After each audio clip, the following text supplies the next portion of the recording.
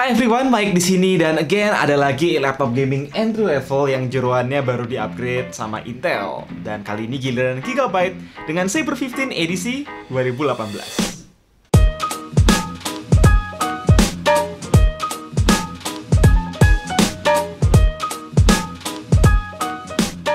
Secara desain, Saber 15 masih nggak bakal menang kontes kecantikan atau kontes kelangsingan manapun. Kebetulan warna dasarnya hitam polos aja, dengan logo Gigabyte di punggung yang di satu sisi bikin laptop ini nggak mencolok dari jauh. Seperti biasa, Saber 15 tetap punya sudut-sudut dan garis tajam ala laptop gaming, seperti laptop-laptop lain yang barebone dari Clevo. Udah bisa dipastikan build quality di sini terbilang basic, dengan finishing polos atau nggak bertekstur. Jelek sih, enggak, tapi agak ngundang sidik jari.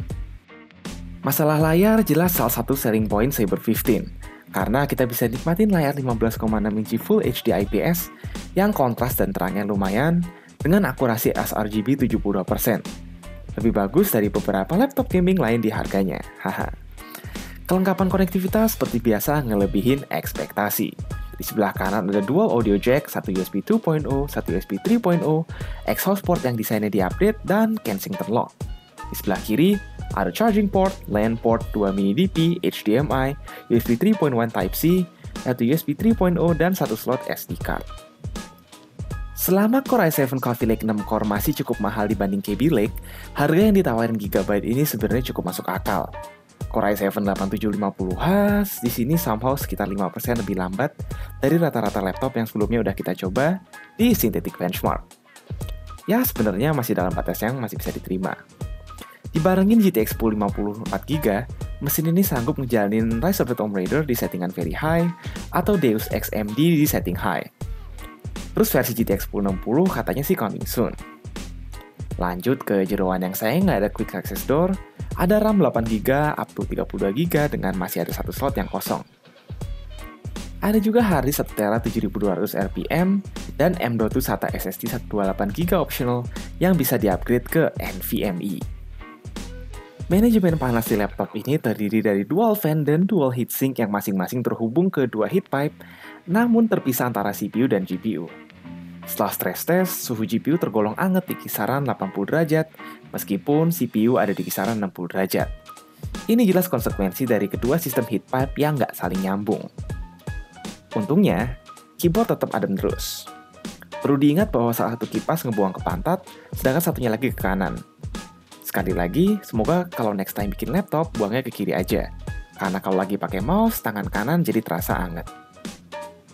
Sisanya mungkin kita cukup familiar. Setelah pakai beberapa hari, keyboard di sini sebenarnya lumayan empuk dan enteng, meskipun key travelnya pendek.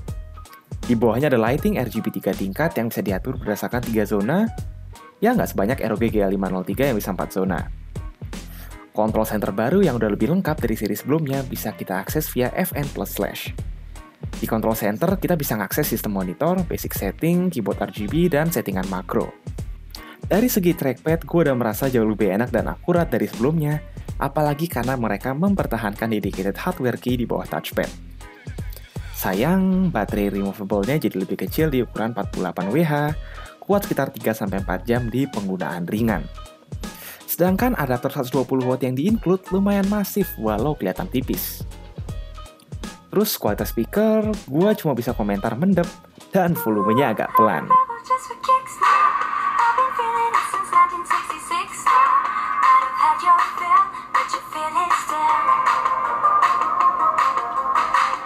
Gigabyte selalu mainin kartu price to performance yang mantep sejak Saber 15 generasi pertama.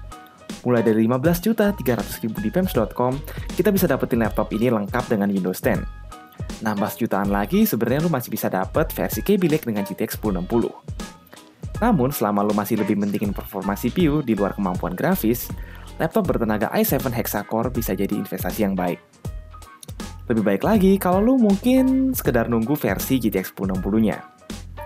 Pada akhirnya, Saber 15 V8 cocok buat siapapun yang ngedepanin fungsi melalui upgradability yang fleksibel, layar yang lumayan, dan koleksi port lengkap. Lighting RGB-nya bisa kita anggap sebagai bonus.